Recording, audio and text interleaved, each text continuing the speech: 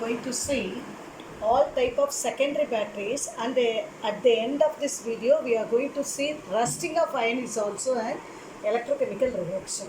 Now let us see secondary batteries. Already I told secondary batteries are the batteries which are rechargeable, I told you. Now lead storage battery, which is a battery used in car, I said. Anode, it is a lead grid with spongy lead. You might have seen the Excite batteries which people will be using inside the car. Black color battery you might have seen. That is nothing but it contains anode, lead grid with spongy lead. Cathode, same grid of lead but packed with PbO2. That is litharge. PbO2, lead dioxide. Electrolyte is 30% of sulfuric acid. You might have seen people saying, I have to fill again the sulfuric acid in the car batteries they used to say. So we have to fill it up again and again. This battery depends upon the concentration of the sulfuric acid only it will work out. Anodic reaction, this Pb will react with the SO4 2 minus the sulfate ion and become PbSO4. The 2 minus charge of the sulfate will come out as 2 electron. Pb plus SO4 2 minus gives PbSO4 plus 2 electron. Cathodic reaction, this PbO2 will take up the, again from the sulfuric acid, it will also take SO4 2 minus ion, and this 2 electron I told already, the electron gives out at anode must be consumed at cathode in the electrochemical cells. These 2 electron, I have already taken 1 sulfate ion. Now in the cathode also I am taking 1 sulfate ion. So how many H plus ion will come? 2 sulfuric acid molecule means 4 H plus ion. So the charge 2 minus 4 minus 4 plus. Net charge will be 0 this side. So this PbO2 combines with this sulfate and become PbSO4. The 4 hydrogen ion combined with the 2 oxygen atom and change it into 2 water. So the net equation is 2 electron cancel.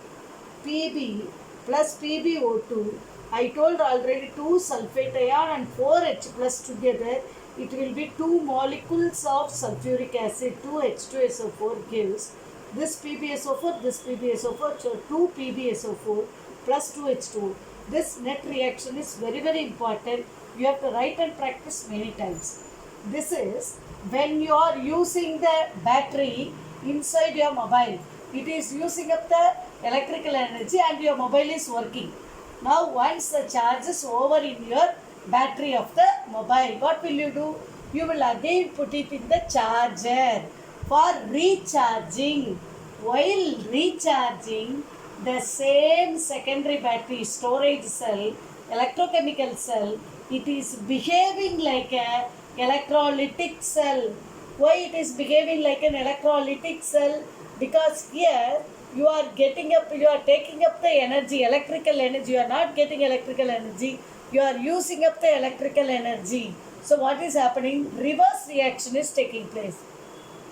Whatever you have written at the anode, you reverse the reaction and name it as cathode. See here, I am taking the anodic reaction, but I am going to write it in a reverse manner.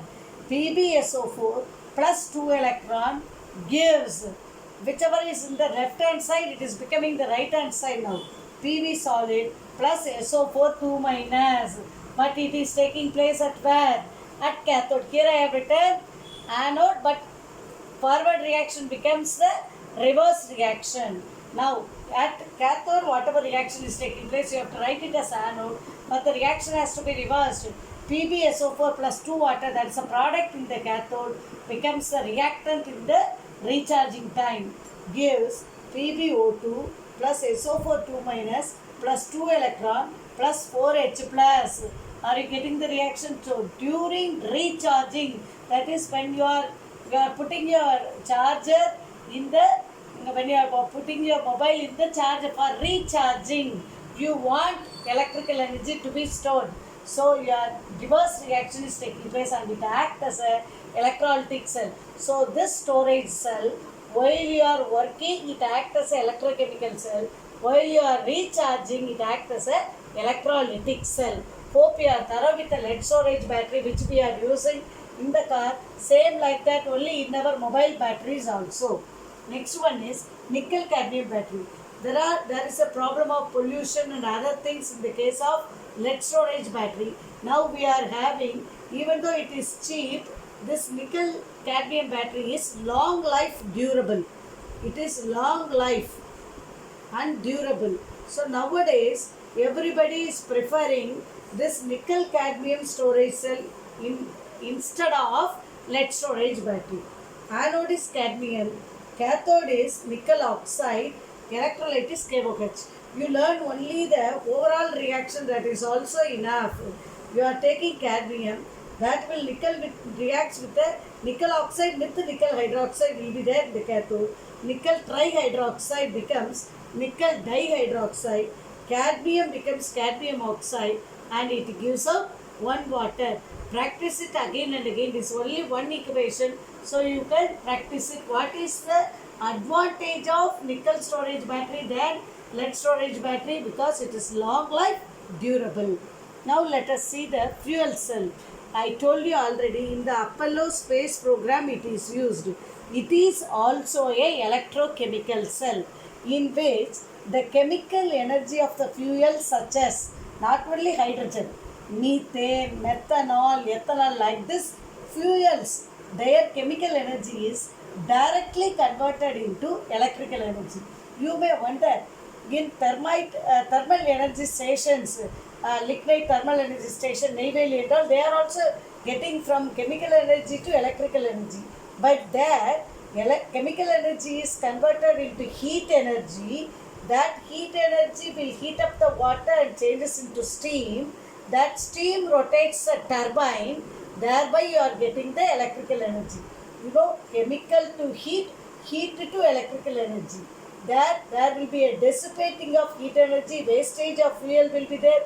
Then you may get lot of pollution also, all these problems will be there. But here, the chemical energy of the fuel is directly converted into electrical energy. For that we are taking a setup like this. Here we are bubbling hydrogen, this side oxygen, here it is connected with anode, negative part, this is the positive part. There is a porous plate inside with 3 chambers. First chamber hydrogen chamber, last chamber oxygen chamber. In between you are having KOH, that is the electrolyte, which is connected with the 2 anodes and cathode chambers by a porous plate. It is porous, thereby OH minus can move inside this hydrogen into the anode part. So anode is hydrogen with the platinum rod. Here also we are using platinum rod. That is why it is brought affordable by common man. Cathode is oxygen with the platinum. Electrolyte is KOH. Due to the porous plate, it can come inside or outside.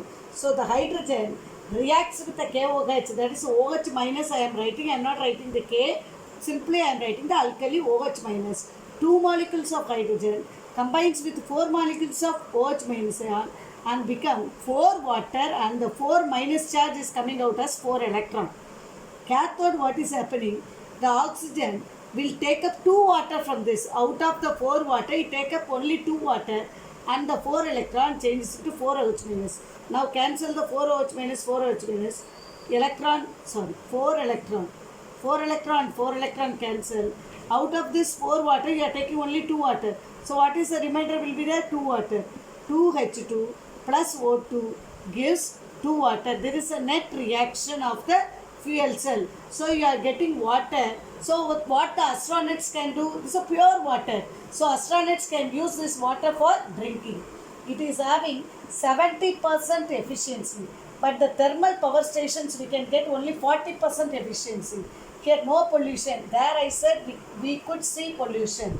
The water we are getting as a product can be used for drinking purpose also. So this fuel cell is better than thermal power cells, thermal cells. Then we are going to see rusting of iron.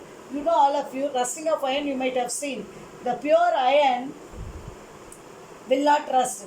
The iron containing water and the oxygen, atmospheric oxygen, when it combines, it combines with the water and oxygen, it forms Rust, that is a ferric oxide. You have studied in 10th class also.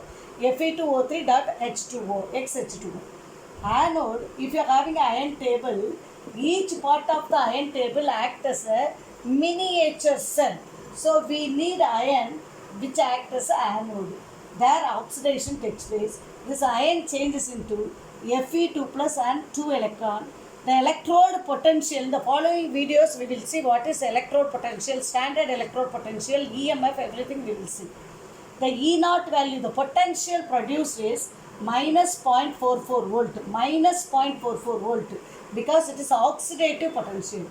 Cathode, at cathode, oxygen will take up the 2 electron and with the H plus, that is because of the acid rain in the water, the H plus is present, means only in the acid medium the rusting will be very faster. In alkaline medium it will be, the speed will be reduced, because the alkaline medium OH minus will take up the H plus present in it and it will change this, neutralizes into water. H plus is not available, means rusting will not take place. So very important is H plus must be present for the rusting to take place. The oxygen, atmospheric oxygen, takes up the H plus and the 2 electron and changes into 2 water. Now this potential is 1.23 volt. We have learnt in 11th class itself, E naught cell will be equal to E naught cell will be equal to E naught reduction. Reduction where it will take place? Cathode. Where oxidation will take place? At anode. Reduction minus oxidation. Reduction is 1.23 volt. Oxidation is minus 0.44 volt. Here one minus is there. Minus minus get cancelled, then it will become positive. So when you add up, you will get 1.67 volt positive value. Delta G naught also we have studied, gives free energy change. For a reaction to be spontaneous, it should be negative. If it is positive, the reaction will not take place. Then minus NF E naught cell. This is a formula for delta G naught. So minus N is the number of electrons transferred. Number of electron transferred is 2.